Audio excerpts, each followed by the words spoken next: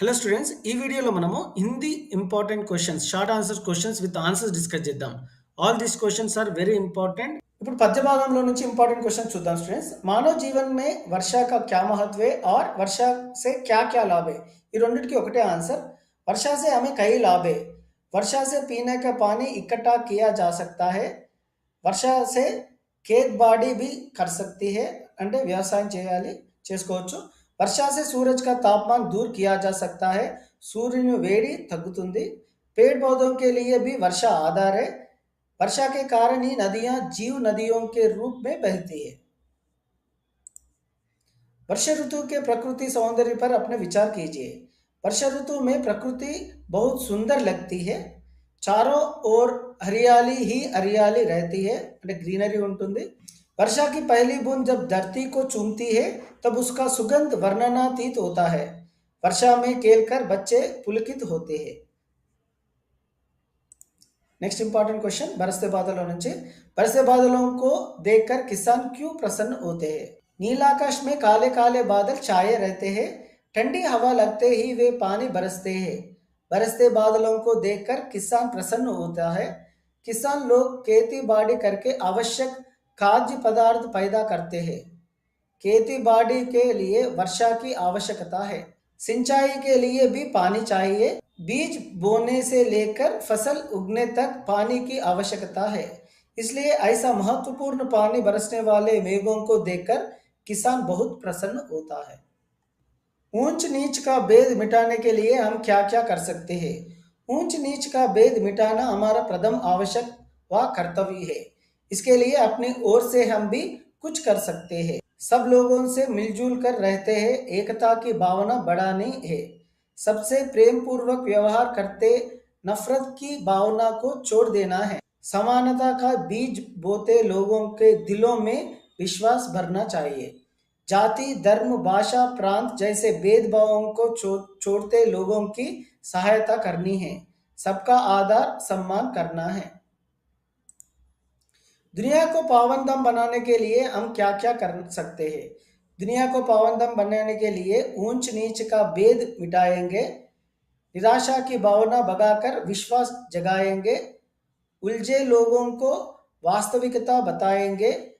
बेराहों को राह दिखाएंगे. सच अहिंसा त्याग समर्पण विश्व बंधुत्व की भावना जगाएंगे. हमें अपने जीवन में कैसा पद अपनाना चाहिए. हमें जीवन में सदा सत्य और न्याय मार्ग पर चलना है. श्रद्धा और प्रेम का उत्तम भाव दिल में रखकर खुद खुश रहते सबको खुश रखने का न्याय पथ हमें अपनाना चाहिए. अहिंसा और धर्म मार्ग को अपनाना चाहिए. भाग्य और कर्म में आप किसे श्रेष्ठ मानते हैं, क्यों. ఇది ఇంపార్టెంట్ క్వశ్చన్ ఆన్సర్ స్టూడెంట్స్. భాగ్య और कर्म में मैं कर्म को ही श्रेष्ठ मानता हूँ. అంటే లక్ అండ్ శ్రమ అంటే హార్డ్ వర్క్ రెండిట్లో నువ్వు ఏది శ్రేష్టమైనదిగా భావిస్తావంటే కర్మ అనే దాన్ని శ్రేష్టంగా భావించాలి. क्योंकि भाग्य पर कोई भरोसा नहीं है. भाग्य से आलसी बन जाते हैं. సో అలా లక్ ఉంటే మనము వి విల్ బికమ్ లేజీ. असफलता रह जाते हैं. उससे कुछ भी हो सकता है. कर्म तो सफलता पाने का एकमात्र साधन है. सक्सेस का अवడానికి మెయిన్ इंपॉर्टेंट थिंग ఏంటంటే हार्ड वर्क. उसका फल सदा अच्छा और सुखदायी ही होता है. श्रम करने वाला कभी हारता नहीं है. मेहनत करने से हमें जीवन में सब कुछ पा सकते हैं. సో హార్డ్ వర్క్ ఉంటే మనము ఏదానైనా ఈజీగా చేయొచ్చు. मेहनत सफलता की कुंजी है. की फैक्टर ఏంటి అంటే సక్సెస్ కి మెహనత్ హార్డ్ వర్క్. मेहनत करने वाला कभी भी नहीं हारता. సో ఎప్పుడైతే ఎవరైతే కష్టపడతారో వాళ్ళకి అపజయం అంటూ ఉండదు. भूतपूर्व राष्ट्रपति अब्दुल कलाम भी यही कहता है कि सपनों को साकार करने के लिए अधिक मेहनत करना है. సో అబ్దుల్ కలాం కూడా ఇదే చెప్తారు, మన కలల్ని సాకారం చేయడానికి కష్టపడటం ఒకటే మార్గం. मेहनत करने से हमें जीवन में अपने लक्ष्य को प्राप्त कर सकते हैं. ఇది క్వశ్చన్ ఆన్సర్స్ లోనే కాకుండా మనము రియల్ లైఫ్ లో కూడా ఇంప్లిమెంట్ చేద్దాం students. We need to work hard. There is no shortcut for hard work. Meera की भक्ति भावना कैसी है अपने शब्दों में लिखिए. मीरा भक्ति काल की कवयित्री है. वह कृष्णोपासिका है. वह भगवान श्री कृष्ण को अपने पति मानकर पूजा करती है. उनकी भक्ति माधुर्य भक्ति है. मीराबाई जी ने सद्गुरु की महिमा तथा कृपा के बारे में वर्णन किया है. मीराबाई कहती है कि मैं राम रतन धन पाई हूँ। रैदास ने किन उदाहरणों के द्वारा भक्त और भगवान के बीच संबंध स्थापित किया? रैदास जी ने भगवान की तुलना चंदन, मेघ, मोती और स्वामी से की है। उनका कहना है कि ईश्वर चंदन है और हम पानी हैं, वह मेघ है और हम मोर है, हम धागा है और वही मोती है, वह मालिक है, हम और उसके दास है। रैदास భగవాన్ की उपासना कैसे करते हैं? సో రైదాస్ భగవాన్ की ఉపాసన ఎలా చేస్తాడు అనే క్వశ్చన్. సో ఉపాసన కానీ భక్తి అని రైదాస్ ఉంటే ఈ ఆన్సర్ కంపల్సరీ రాయాల్సి ఉంటుంది స్టూడెంట్స్. रैदास की चौपाइयों में समर्पण की भावना, दास्य भक्ति को अधिक महत्व किया गया है. रैदास अपनी भक्ति के बारे में कहता है कि हे प्रभु तुम चंदन हो तो मैं पानी हूँ, हे प्रभु तुम बादल हो तो मैं मोर हूँ. बादल रूपी भगवान को मोर रूपी भक्त देखता रहता है. प्रभु जी तुम मोती है तो मैं आगा हूँ, आपसे मिलने से मेरी सुंदरता बढ़ती है. సో ఇది ఇంపార్టెంట్ క్వశ్చన్ ఆన్సర్ స్టూడెంట్. ఇప్పుడు గద్య భాగంలో నుంచి ఇంపార్టెంట్ క్వశ్చన్స్ డిస్కస్ చేద్దాం స్టూడెంట్స్. గద్య భాగంలో నుంచి మనకి 3 क्वेश्चन आंसर्स ఉంటాయి. ईदगाह पाठ में प्रकृति का चित्रण कैसे किया गया है? रमजान के पूरे 30 रोजों के बाद आज ईद आई है. आज का सवेरा मनोहर और सुहावना है. वृक्षों पर अजीब हरियाली है, खेतों में कुछ अजीब रौनक है, आसमान पर लालिमा है, सूरज बहुत प्यारा और शीतल है तथा सबको ईद की शुभकामनाएं दे रहा है. हामिद का खुशी का कारण क्या है? हामिद 4-5 साल का भोला भाला लड़का है. उसके माँ बाप तो मर चुके हैं. हामिद का दिल निर्मल और खुश है. वह ईद का मेला भी देखने जा रहा है. यदि हामिद का खुशी का कारण है. हामिद ने दादी के लिए चिमटा खरीदा. क्यों? हामिद अपनी दादी को बहुत चाहता है. हामिद की दादी के यहाँ चिमटा नहीं था. तवे से रोटियों उतारते वक्त उसका हाथ जल जाते हैं. हामिद को ख्याल आया है कि वह चिमटा ले जाकर दादी को दे देता तो उसका हाथ नहीं जलते, इसलिए अपनी दादी का कष्ट दूर करने हामिद चिमटा खरीदना चाहता था. खिलौनों की तुलना में चिमटा उपयोगी वस्तु है. लोकगीत के बारे में आप क्या जानते हैं? हमारी संस्कृति में लोकगीत विशिष्ट स्थान रखते हैं. मनोरंजन की दुनिया में इनका महत्वपूर्ण स्थान है. దేహాతి క్షేత్రం में ये अधिक गाए जाते हैं. అంటే విలేజెస్లో ఎక్కువ పాడతారనమాట ఈ ఫోక్ సాంగ్స్ लोकगीत అంటే. लोकगीत सीधे जनता के संगीत है. ये घर गांव और नगर की जनता के गीत है. ये त्योहारों और विशेष अवसरों पर गाए जाते हैं. इनके लिए साधना की जरूरत नहीं होती. इनके रचना वाले गांव के आम पुरुष व महिलाएं होती है. लोकगीत की भाषा जन भाषा है. ఈ లోकगीत నుంచి ఒక క్వశ్చన్ ఆన్సర్ కంపల్సరీ ఉంటుంది స్టూడెంట్స్, బై హార్ట్ చేయండి. लोकगीत और संगीत का क्या संबंध है? लोकगीत अपने लोच, ताजगी और लोकप्रियता में शास्त्रीय संगीत से भिन्न है. लोकगीत सीधे जनता के संगीत है. इनके लिए साधना की जरूरत नहीं है, जबकि शास्त्रीय संगीत में अधिक साधना की जरूरत होती है. संगीत की भाषा साहित्यक होती है, जबकि लोकगीत की भाषा जन भाषा है. लोकगीत बाजों की मदद से बिना ही ढोलक, झांझा, करताल, बांसुरी आदि की मदद से गाए जाते हैं. मनोरंजन की दुनिया में लोकगीत का महत्वपूर्ण स्थान है. साबित कीजिए. मनोरंजन की दुनिया में लोकगीत का महत्वपूर्ण स्थान है. इस विषय में कोई अतिशयोक्ति नहीं है. हमारी संस्कृति में लोकगीत और संगीत का अटूट संबंध है. गीत संगीत के बिना हमारे मन रस से निरस हो जाता है. लोकगीत जो है वे घर गांव और जनता के गीत है. त्योहारों और विशेष अवसरों पर ये गाए जाते हैं. हिंदी भाषा की क्या विशेषता है? हिंदी संस्कृत, सभ्यता व गरिमा का प्रतीक है. यह करोड़ लोगों की जीविका बन चुकी है. हिंदी भाषा से सारे भारत की पहचान अच्छी तरह से कर सकते हैं.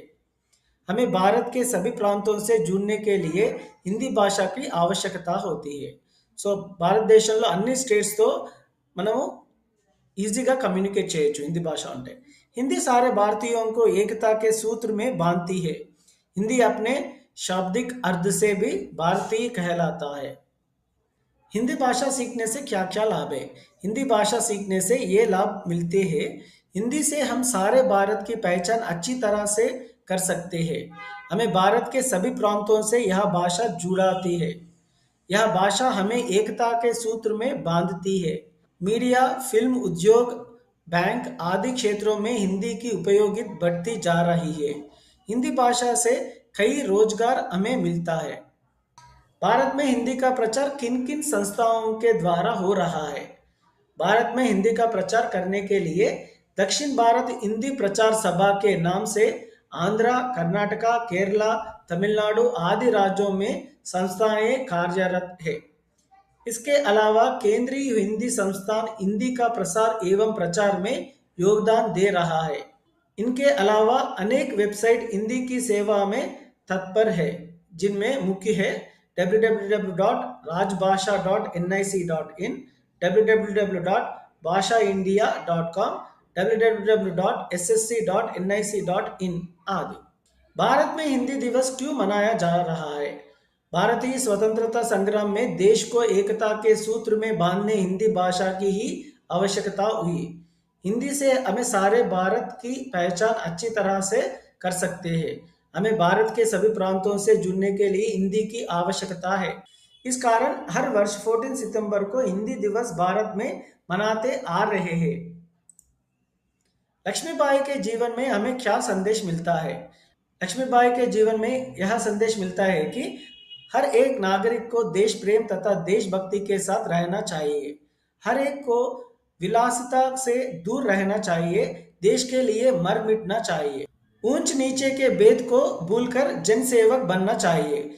सेवा, तपस्या और बलिदान आदि गुणों से ओतप्रोत होना चाहिए। एकांकी के आधार पर बताइए कि स्वराज की नींव का क्या तात्पर्य है? एकांकी के आधार पर बताएंगे तो स्वराज की नींव का अर्थ या तात्पर्य यह है कि स्वतंत्रता की लड़ाई के लिए सेना को तैयार करना है, युद्ध सामग्री संचित करना है, अनुशासन से युक्त सैनिकों को तैयार करना है। स्वराज के लिए बलिदान देना भी स्वराज का नींव है। Thank you for watching students. ఈ వీడియో మీకు హెల్ప్ఫుల్ అయినట్టుంటే ఒక లైక్ ఇవ్వండి. Thank you. Have a good time. Hindi में भविष्य निर्माण के लिए कौन कौन से वेबसाइट सेवा तत्पर है? भविष्य का निर्माण करने वालों के लिए www.rajbhasha.nic.in, www.ildc.gov.in, www.bhashaindia.com, www.ssc.nic.in, www.parliamentofindia.nic.in, www.ibps.in, www.khsindia.org ఆది వెబ్సైట్ సేవ में తత్పర है. అంటే హిందీ భాష ప్రసిద్ధి కోసము ఏ వెబ్సైట్స్ ఉన్నాయంటే ఈ వెబ్సైట్ పేర్లు రాయాల్సి ఉంటుంది స్టూడెంట్స్. गोदावरी के टापुओं की क्या विशेषता है? गोदावरी नदी के टापू बहुत प्रसिद्ध है। कुछ टापू स्थिर रूप में जमे हुए हैं, कुछ टापू हर क्षण बदलते हुए नवीनता उत्पन्न करते हैं। वह चलते हुए बगुले अपने पैरों के गहरे निशान छोड़ देते हैं। इन चरणों चिन्हों द्वारा दिशा की सूचना मिलती है। अंतरिक्ष यात्री कहाँ से आए थे, क्यों? अंतरिक्ष यात्री पृथ्वी से 1 प्रकाश वर्ष दूरों के ग्रह से आए थे। उनके ग्रह के जल में विषाणुओं के घुलने के कारण जल विषैल हो गया है। उस जल के कारण लोग मर रहे थे, इसलिए अंतरिक्ष यात्री जल चुराने पृथ्वी पर आए थे। कलाम के अनुसार हर एक छात्र में कौन सा गुण होना चाहिए? कलाम के अनुसार हर एक छात्र को अपने प्रति ईमानदारी और दूसरों के प्रति आदर का गुण अपनाना चाहिए। पढ़ाई में आगे बढ़ने के लिए खूब परिश्रम करना चाहिए। जीवन में एक लक्ष्य बनाकर उसकी प्राप्ति के लिए ज्ञान और अनुभव प्राप्त करना चाहिए। बाधाओं से लड़ने हुए आगे बढ़ना, निरंतर प्रयत्नशील रहना आदि गुणों का ग्रहण करना चाहिए। लोकगीत के बारे में आप क्या जानते हैं? 3 पंक्तियों में लिखिए। लोकगीत गांव व देवताओं में गाए जाने वाले गीत हैं। विभिन्न अवसरों पर तीज, त्योहारों, जन्म, विवाहों के अवसरों पर गाए जाते हैं। ये मार्मिक, हृदय स्पर्शी होती है। गांव या क्षेत्रीय बोलियों में गाए जाते हैं। इनका संबंध देहात की जनता से होता है। बाजों की मदद के बिना ही साधारण ढोलक, झांझ आदि की मदद से गाए जाते हैं। नेक्स्ट क्वेश्चन, छात्रों के लिए अब्दुल कलाम ने क्या संदेश दिया? एक छात्र होने के नाते कम से कम 5 महिलाओं को शिक्षित करें जो पढ़ना लिखना नहीं जानती। साथ ही छात्र समाज की समस्याओं के बारे में भी महिलाओं परमावित है।